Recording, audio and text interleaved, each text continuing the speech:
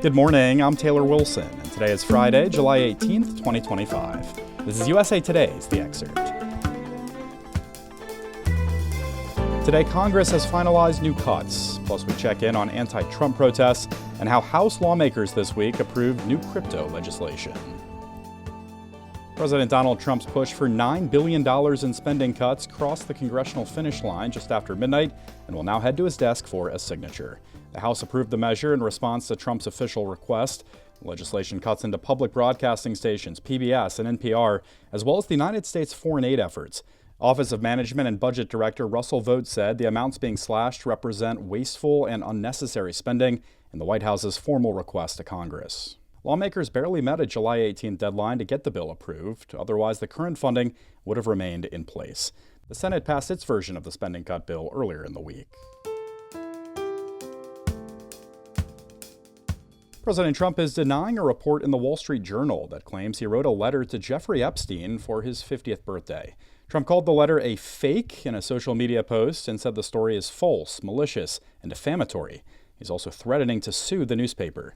Shortly afterward, Trump announced in another social media post that he's directing Attorney General Pam Bondi to produce more Epstein documents amid public clamor for the records. According to the Journal, Trump's letter was part of a leather-bound birthday book with dozens of other letters that was presented to Epstein in 2003. The Trump letter ends with "Happy birthday, and may every day be another wonderful secret," according to the newspaper. Trump's signature on the letter was written in the form of text inside a hand-drawn outline of a nude woman, the Journal wrote. Polling shows voters aren't happy with how the president's team is dealing with the controversial Jeffrey Epstein case. A new Quinnipiac University survey released earlier this week shows almost two-thirds of voters disapprove of the administration's handling of the case, a week after the Justice Department and the FBI released no new files and concluded that the convicted sex offender died by suicide in his jail cell. Just 17% of registered voters gave the Trump administration a thumbs up when asked about the Epstein fallout, versus 63% who gave them a thumbs down. Hundreds of anti-Trump protests were held in cities and towns around the country yesterday. I spoke with USA Today's senior national political correspondent Sarah Dwire to get to the heart of why people took to the streets. Thanks for hopping on, Sarah. Thanks for having me. All right, so another week of protests. Tell us about what we saw yesterday. What was the purpose and who organized? So these protests were organized by a lot of the same people who have organized the last few big protests that Americans have seen. The Women's March, Indivisible. But this was also by a lot of the civil rights groups that exist in the country. Okay, and we saw these really nationwide. I mean, which cities in particular? There were 1,600 events planned across the country in places like Chicago and Atlanta and Annapolis, Maryland, were some of the bigger ones. But they were in tiny little places. There was one just down the street from my house, in big cities, small cities. One of the things that's really changed with the protests this year is that they want them to be extremely visible, hard to ignore. And so they're not just having them in big cities and then people go home. They want them to be happening. As you drive through Main Street, there's 10, 20 people protesting on the side of the road. It's hard to pretend that's not happening if it's happening in your own community. It also means that there's a way for people to engage in their own community. So the activism can continue rather than just stopping at the end of the protest. You mentioned the timing around the anniversary of the passing of the late Congressman John Lewis. Is that the main reason for kind of why now, why this week? He was known as the moral compass in the House. And he really pushed that it's okay to get in good trouble if the cause is right. And they want to push that conversation forward. They want Americans to take up that mantle of you might not be able to do much, but you need to do something to move this cause forward. This is far from the first protests we've seen against the Trump administration. How did these compare to what else we've seen? These were smaller. They were definitely smaller. And organizers said they knew that was going to be true going in. It was a protest on a Thursday afternoon, Thursday evening. But they said the big thing is not necessarily the number of people who turned out, but the continued activism. The sign that this is a continued struggle. It's not just one day and you go home. Did we see any tensions out there, Sarah, whether it be, I guess, with authorities or any counter protests? So far, it was really quiet across the country. We haven't seen any police on horses charging into crowds or anything like that, like we did with the last major protest. And has the president himself commented? He has not commented. The White House said, he's doing exactly what he campaigned on and what he said he was going to do, and that he has a mandate. Well, we're in the heart of summer. We know summer can often be a time of protest. What's next? Are there similar protests to come later this summer? Yes, organizers told me that they expect to continue having protests, maybe even once a month going forward. You've got big protests like the one that happened back in June, the No Kings protest. And that was already planned. And then the ICE arrests started happening in Los Angeles and they became very big. And so the organizers, they want people to know that, not every protest is going to be large, but that they feel the need to have these continued sustained protests to show that Americans aren't happy, or at least a segment of the population are not happy. All right, listeners can find more on usatoday.com. Sarah Dwire covers national politics for USA Today. Thanks, Sarah. Thanks for having me.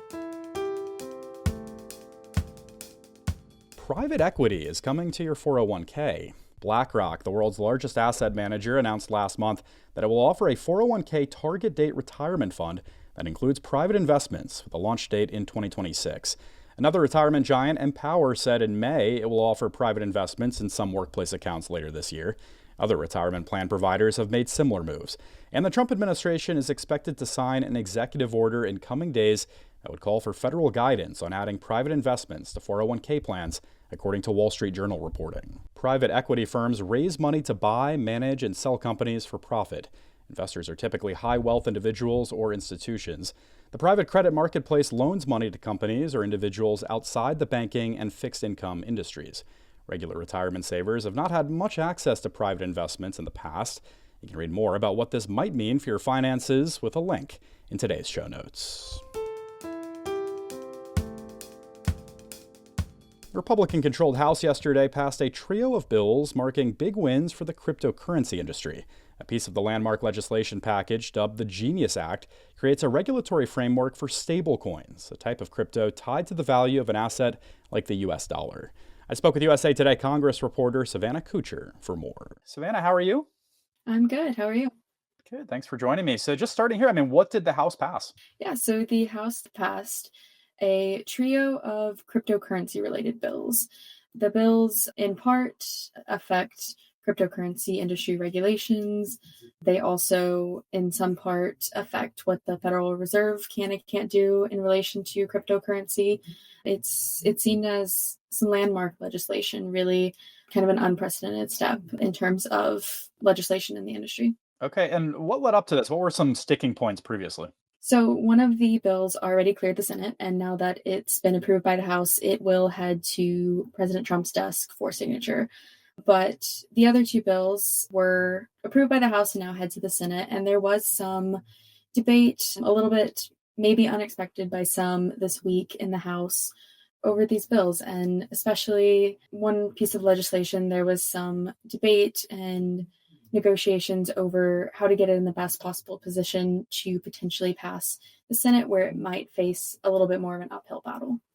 And Savannah, what do advocates say this legislation will do for these types of financial instruments? Yeah, so a lot of cryptocurrency advocates are celebrating this, what the House did, and they say that the bills will help protect consumers, that it'll set industry standards, and that will be a benefit for consumers.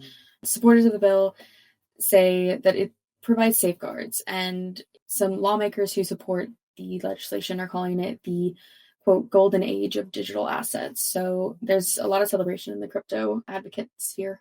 Savannah, would you put this in context for us, I guess, in the broader sense of how the Trump administration and Trump era Republicans have approached crypto regulation? So President Trump is seen as pretty crypto friendly, and he has experienced himself benefiting from the industry and platforms in the industry. So, for instance, he had a big money making venture with World Liberty Financial. It's a cryptocurrency platform that launched last year. He also held a dinner in May for some top purchasers of the Trump meme coin, which is owned by an affiliate of the Trump organization. So he has a lot of connections and associations with the industry. Trump and Republican allies in Congress are pretty crypto friendly, and that kind of set the stage for the votes that we saw this week and this legislation moving forward.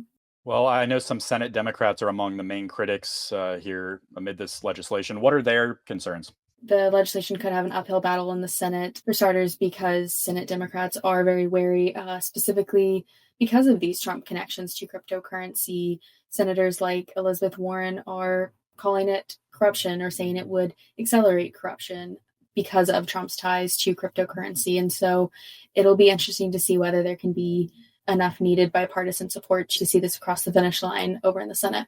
Savannah Kutcher covers Congress for USA Today. Thank you, Savannah. Thank you, Taylor. CBS has canceled The Late Show with Stephen Colbert, with the final show scheduled for May of next year. Host Stephen Colbert announced the shocking news to his studio audience yesterday and added that it's not just the end of his team's show, it's the end of The Late Show on CBS altogether. A Paramount statement called the move purely a financial decision. Thanks for listening to The Excerpt. We're produced by Shannon Ray Green and Kaylee Monahan, and our executive producer is Laura Beatty. You can get the podcast wherever you get your audio, and if you're on a smart speaker, just ask for The Excerpt. I'm Taylor Wilson. I'll be back tomorrow with more of The Excerpt from USA Today.